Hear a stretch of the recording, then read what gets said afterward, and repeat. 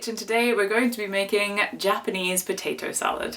A little bit of history about Japanese potato salad is that it came from Russia through Belgium and eventually to Japan to a high-class hotel as a luxury menu item. It was originally called Olivier Salad, and the first publication that mentioned potato salad was in the late 1800s, so that seems to be about when it was introduced to the country. However, these kind of potatoes that we are used to today were introduced way back in the late 1500s by a Dutch gentleman coming through the port of Jakarta.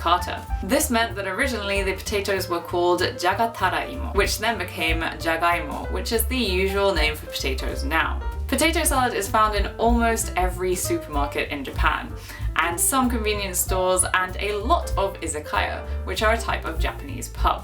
Of course, in izakaya there are a lot of variations, and I've even seen a black squid ink potato salad once. However, there is definitely a base version, which is what we are going to be making today. The only thing that we are leaving out today is ham, which I don't see as an entirely necessary addition, and I just wanted to keep this vegetarian for our vegetarian friends out there. However, if you want to add it, then you can just add it in strips.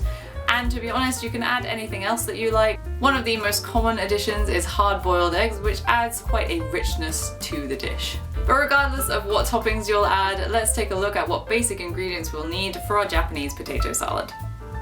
These are the basic ingredients that we'll need for our Japanese potato salad. Please make sure that you get waxy potatoes like a fingerling or Charlotte potato, and make sure for that Japanese taste that you get Japanese or Kewpie mayonnaise. So for our Japanese potato salad, surprise surprise, we're going to start with the potatoes. I have my pre-washed potatoes here, and we're going to cover them with cold, salty water. And we're making the water very salty to bring out the flavour of the potatoes. Then we're going to bring them to a boil so that they cook evenly. We're leaving the skins on partly because it's easier to peel them once they're boiled, but also because it stops them from breaking down in the water. Boiling them can take anywhere between 15 to 30 minutes, and you know that they're done when you can stick a fork through them easily.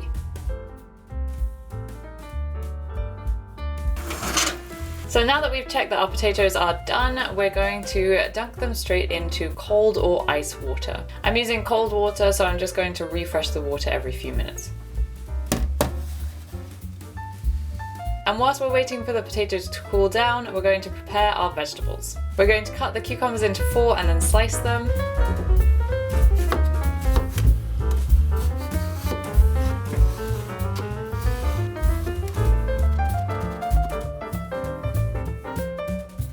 Because I have this large chunk of carrot, then we're going to be cutting this one into 6 and then slicing it.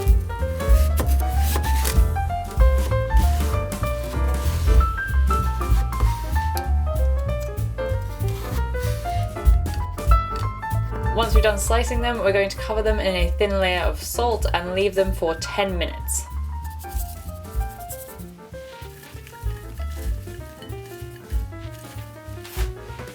Now we can peel our potatoes.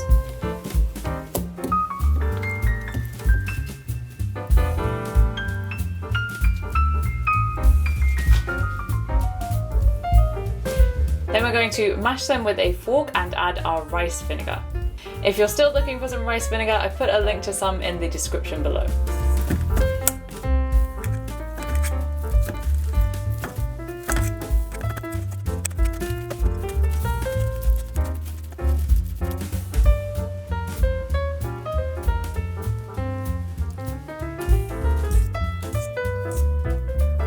Then after the 10 minutes is up, we're going to rinse off that salt and squeeze our vegetables through a sieve to get rid of any excess moisture.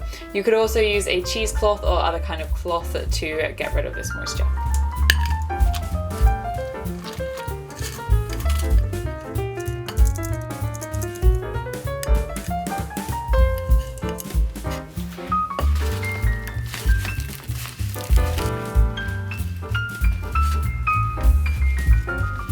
And now that our carrot and cucumber slices are ready, we're going to add everything together with the mayo and mustard.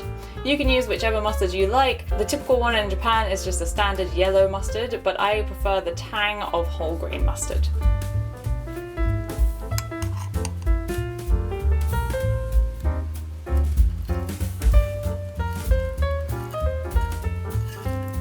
you need to do is mix it all together.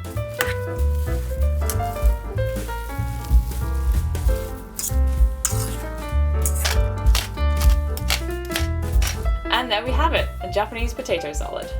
This is a fairly mild potato salad, but those waxy potatoes have given it a lovely creamy texture. For a bit of extra tang, then add some more rice vinegar or some more mustard. But that's it for our basic recipe today, so I'll see you next Sunday.